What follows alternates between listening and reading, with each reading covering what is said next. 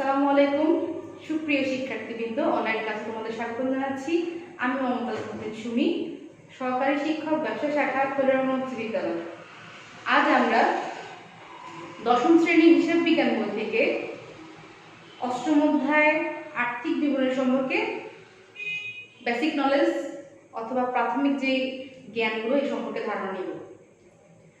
আমি যদি কোনো একটা গাণিতিক সমস্যা সমাধান করতে চাই, তখন সেক্ষেত্রে প্রাথমিক পর্যায়ে আমার প্রয়োজন হবে এই অধ্যায় সম্পর্কে যে বেসিক নলেজ, সে বেসিক নলেজটা এবং কিছু সূত্র, এগুলো জানা থাকলে আমরা খুব সূক্ষ্মভাবে জানলেই আমরা আস্তে আস্তে স্টেপ বাই স্টেপ সমস্যাটার সমাধান করতে পারব।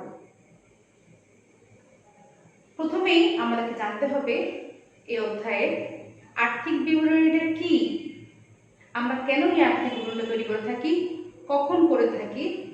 এই সব জিনিসগুলো যখন আমরা জানবো, তখন আমাদের গাণিতিক সমস্যাগুলো সমাধান করতে সহজ থেকে সহজ হবে। আশা করতে আমরা জেনে নিই আর্থিক বিবরণী কি।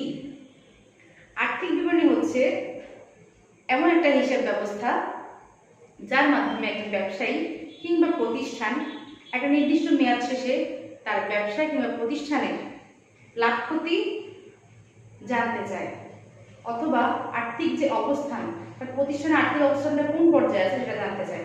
এবং একটা আর্থিক বিবরণ তৈরির মাধ্যমে আমরা খুব সহজেই জানতে পারি যে প্রতিষ্ঠানটার ব্যবসায়িক আর্থিক অবস্থা কোন পর্যায়ে আছে, অর্থাৎ তার মোট মূলধন, মোট মুনাফা, মোট সম্পদ, মোট দায়, মোট মালিকানা সত্ত্ব, এই সম্পর্কে আমরা একটা সম্যক ধারণা লাভ করতে পারি।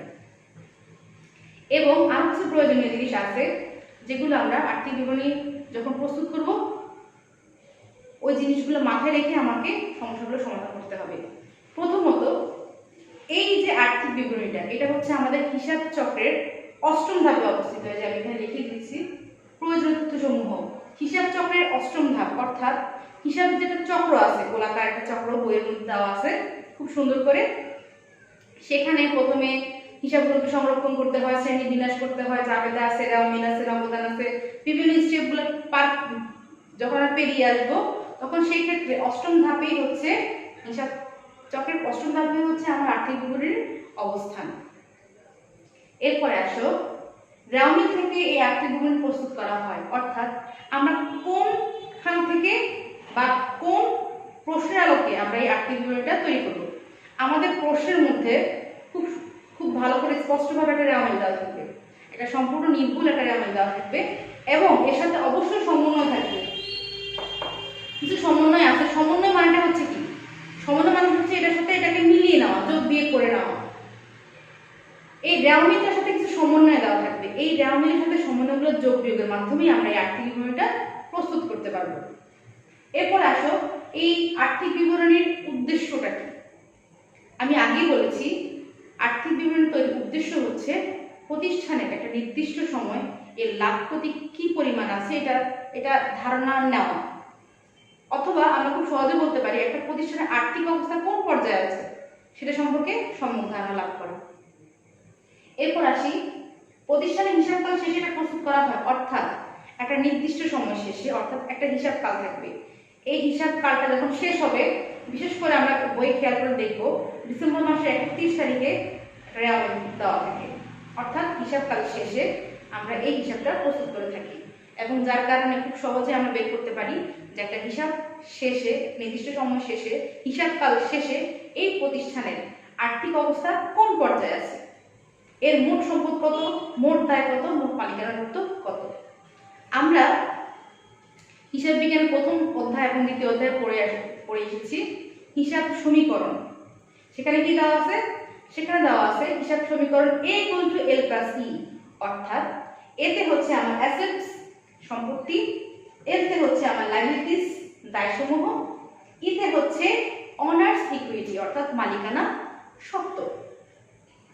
যখন আমার এই হিসাব সমীকরণটা মিলে যাবে, অর্থাৎ এই যে সম্পদ এ এক পাশে থাকবে আমার সম্পদ, মোট সম্পদের সাথে যখন মোট দায় এবং মোট মালিকানা সত্ত্ব মিলে যাবে, তখনই আমরা বুঝবো যে আমাদের হিসাবটা পুঙ্খানুপুঙ্খভাবে সঠিক আছে। যখন আমার সম্পদ বেশি থাকবে, দায় এবং মালিকানা সত্ত্ব কম থাকবে, তাহলে আমরা বুঝতে পারবো যে কি এখানে হিসাবে কোনোখানে কোনো একটা ত্রুটি আছে।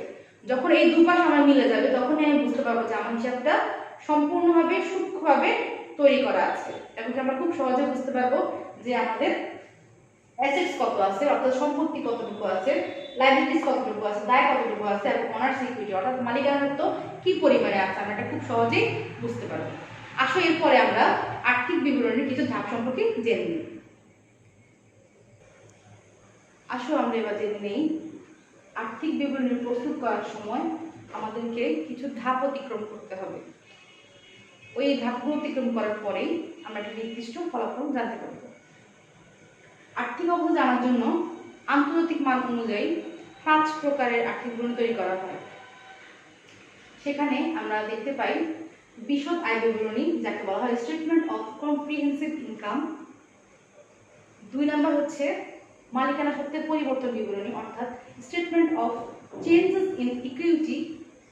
এরপর হচ্ছে আর্থিক অবস্থার বিবরণী, অর্থাৎ আমরা যেটা করতে যাচ্ছি স্টেটমেন্ট অফ ফিনান্সিয়াল পজিশন।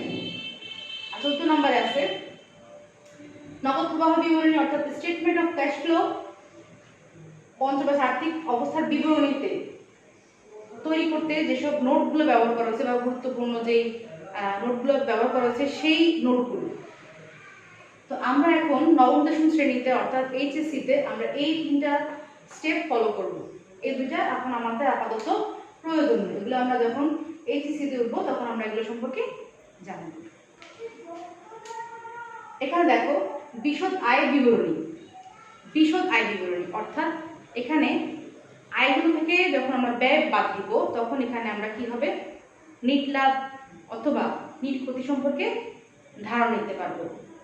এরপর আসি আমরা মালিকানা সত্ত্বের পরিবর্তন।